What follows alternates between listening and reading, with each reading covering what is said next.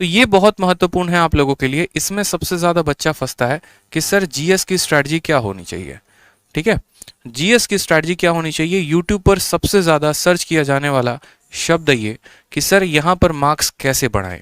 जैसे आप मैथ में 50 में 50 लेकर आ गए, इंग्लिश में 50 में 50 लेकर आ गए, रीजनिंग में 50 में 50 लेकर आ गए, ठीक है, मैं भी उतना लेकर आ सकता हूँ 50 50 50, लेकिन अगर मेरे जीएस में ही 10 नंबर आ गए तो मैं सिर्फ 160 पे ही रह जाऊंगा। ठीक है, तो सर जीएस में हम जो है स्कोर कैसे करें, यहाँ पर इस बात को बताइए कि जीएस के लिए हमारी स्ट्रेटजी क्या होनी चाहिए। बहुत ज्यादा बच्चों का डिमांड रहता है, पिछली वीडियो में बच्चों ने बहुत कमेंट किया।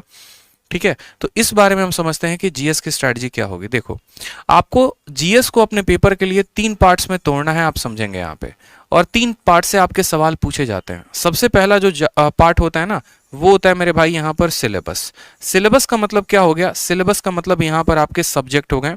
जैसे अगर हम बात करें तो फिजिक्स हो गया, केमिस्ट्री हो गया, आपको बायो हो गया, ठीक है, पॉलिटी हो गया, हिस्ट्री हो गया, ज्योग्राफी हो गया, आपका इकोनॉमिक्स हो गया, और इसके अलावा यहाँ पर आपका थोड़ा बहुत इन्वायरमेंटल हो गया।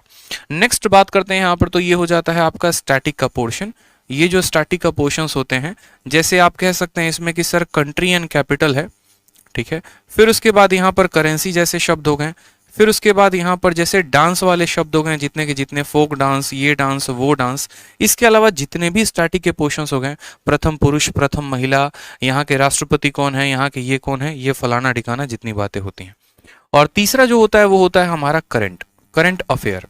ठीक है, ये जो जीके होता है ना, ये हमारा 3 पार्ट्स में ब्रेक होता है करंट अफेयर्स में। जैसे कि मैंने कहा आपको, पहला पार्ट सिलेबस, दूसरा पार्ट स्टैटिक, तीसरा पार्ट करंट अफेयर। और हमें एक ऐसी रणनीति बनानी होगी जिनसे हम तीनों पार्ट को क्रैक कर पाएं बड़े अच्छे तरीके से, क्योंकि पेपर में सवाल यहाँ से भी आते हैं, यहाँ से भी आते हैं, यहाँ से भी आते हैं। अगर हम इनके ब्रेकआउट की बात करें तो करंट अफेयर्स में हमारे कितने सवाल होते हैं, करंट अफेयर्स में हमारे 4 से 5 सवाल होते हैं। ठीक है, स्टैटिक से हमारे कितने सवाल होते हैं, तो 4 से 5 सवाल होते हैं। अगर हम इनका वेटेज 10 सवालों का मान ले तो पूरी की पूरी सिलेबस से हमारा 15 सवाल आता है। और हमें जो है एक ऐसी रणनीति बनानी पड़ेगी। देखो भाई, जिन्होंने वीडियो को अभी तक लाइक नहीं किया है वो लाइक कर दें, और जिन्होंने वीडियो को शेयर नहीं किया वो शेयर कर दें। अगर मैं इतनी वैल्यूएबल बात आप लोगों से शेयर कर रहा हूं आप लोगों के स्कोर को बढ़ाने के लिए, तो ये आप लोगों का भी फर्ज बनता है कि आप भी इस वीडियो को ज्यादा से ज्यादा लोगों तक शेयर करो। ठीक है, अगर मैंने यहाँ पर जो है एक जहद उठाई है कि आप लोगों के स्कोर को बढ़ाऊं, मैं आप लोगों की सहायता करूं, मैं आप लोगों को जो है स्ट्रैटेजी ढंग की बताऊं, तो उसी तरीके से आप लोगों का भी ये फर्ज बनता है कि आप वीडियो को ज्यादा से ज्यादा लोगों तक पहुंचाओ। ठीक है, तो ज्यादा से ज्यादा लोगों तक शेयर करो आप। तो ये हमारा एक सिलेबस हो गया, और दूसरा हो गया हमारा ये स्टैटिक का पोर्शन, और तीसरा हो गया हमारा करंट अफेयर का पोर्शन। ठीक है, ये सभी पॉइंट्स पर अगर जो स्टूडेंट काम कर लेगा उसका जीएस में जो स्ट्रैटेजी है, जीएस में जो स्कोर है, वो हमारा 35 प्लस आना शुरू हो जाएगा। और 30 और 35 प्लस एक बहुत ही बढ़िया स्कोर माना जाता है आपके जीएस में। अगर इतना आप स्कोर करते हैं तो आपका बहुत अच्छा रिजल्ट आएगा। लेकिन इस बढ़िया रिजल्ट के लिए हमें क्या करना पड़ेगा, किस तरीके की प्लानिंग करनी पड़ेगी, किस तरीके की जो है हमें ब्रेकआउट रखना पड़ेगा। तो जैसा कि मैंने आपको सबसे पहले बताया, तो यहाँ पर समझते हैं, सबसे पहले यहाँ से शुरुआत करते हैं। ठीक है, सबसे पहला पॉइंट पकड़िए यहाँ पे सब्जेक्ट में। इस सब्जेक्ट में अगर आपको देखना है ना, तो आप देखना यहाँ फिजिक्स से ज्यादा क्वेश्चन नहीं आते, बायोलॉजी केमिस्ट्री से ज्यादा नहीं आते, सबसे ज्यादा बायो से आते हैं, फिर पॉलिटी से, हिस्ट्री से और ज्योग्राफी से। ये आपके जो है ना, ये 4 सब्जेक्ट जो है ये बहुत इंपॉर्टेंट है इन 7 सब्जेक्ट्स में। इसको जो है आप प्रॉपर तरीके से अगर रिवाइज कर लेते हैं, प्रॉपर तरीके से आप एक एक पॉइंट पढ़ लेते हैं, तो आपको परेशानी नहीं होगी। फिर बच्चा बोलेगा कि सर इसको पढ़े तो कहाँ से पढ़े। ठीक है, क्या कोई किताब को रेफर करें, क्या कोई यूट्यूब चैनल को रेफर करें, कैसे पढ़ें। तो देखो, हमारे चैनल पर ऑलरेडी क्लासेस चल रही है, आप उससे रेफरेंस ले सकते हैं। इसके अलावा जो है अगर आप किसी बुक से पढ़ना चाहते हैं तो आप किसी बुक से पढ़ सकते हैं, लेकिन बुक में जो सबसे बेस्ट होगा मेरे हिसाब से वो रहेगा लूसेंट।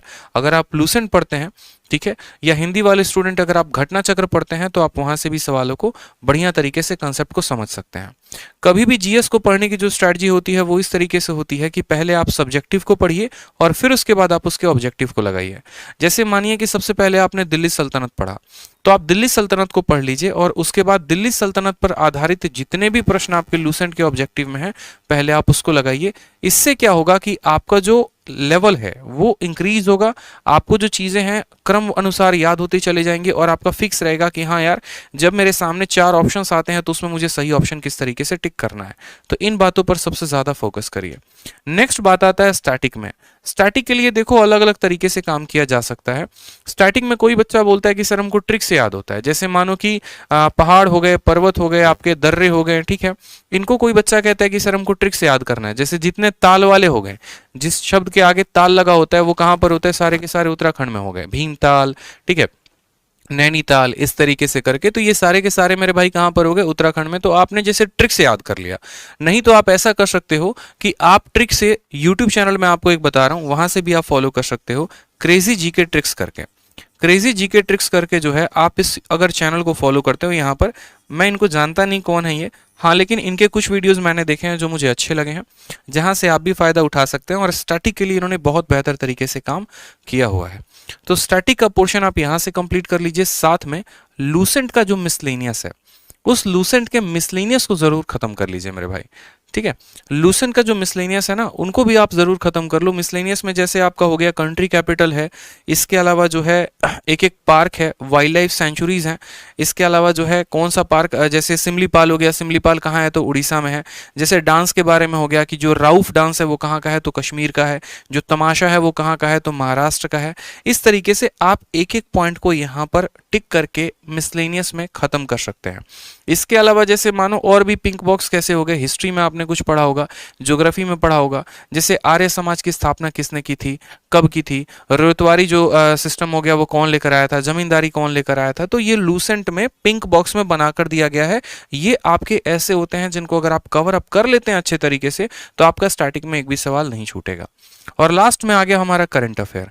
करंट अफेयर के लिए बकायदा मैंने आपको बताया था कि पिछले 6 महीने का इंपॉर्टेंट होता है, जिसमें 3 महीने का आपको डेली पढ़ना है और 3 महीने का आपको मंथली पढ़ना है। जैसे अगर हम बात करें यहाँ पर, तो जनवरी हो गया, फरवरी हो गया और मार्च हो गया। इसका आप डेली का वीडियो देखो, ठीक है, जहां से भी आपको मिले, एक एक दिन का घटना आपको याद रखना है। और उसके अलावा जो पीछे के महीने हो गए, पीछे के महीने कौन हो गए, जैसे अक्टूबर हो गया, नवंबर हो गया, दिसंबर हो गया, इनका आप मंथली पढ़ा करो। इनके अलावा जो आपको और पढ़कर जाना है, जैसे क्रैप होता है, ठीक है, या फिर पीआईएन होता है। पीआईएन का मतलब क्या होता है, पर्सन इन न्यूज, जो पर्सन जो है वो सबसे ज्यादा न्यूज में हो, ठीक है, जिसकी चर्चा सबसे ज्यादा हुई हो, उससे संबंधित सारी की सारी बातें, चुनाव हुआ है तो उससे संबंधित बातें, और भी 4-5 बातें जितनी भी होती हैं, इन सभी पोर्शंस पे आप अच्छे तरीके से काम करेंगे। इनके ऑब्जेक्टिव को अगर आप अच्छे तरीके से लगाते हैं तो आप लोगों का काफी ज्यादा फायदा होगा। इस बात को ध्यान रखिए, ठीक है। तो एक प्रॉपर हमारी स्ट्रैटेजी होनी चाहिए आने वाले हमारे सीजीएल को और सीएचएसएल को क्लियर करने के लिए, क्योंकि मेरे भाई मौका एक ही है, और इसी एक मौके में जिसने हथौड़ा मार दिया, समझो गेमर वही है, नहीं तो बैठकर पछताना पड़ेगा। और फिर वही बात हो जाएगी, बाद पछताए क्या हुआ, जब चिड़िया चुग गई खेत।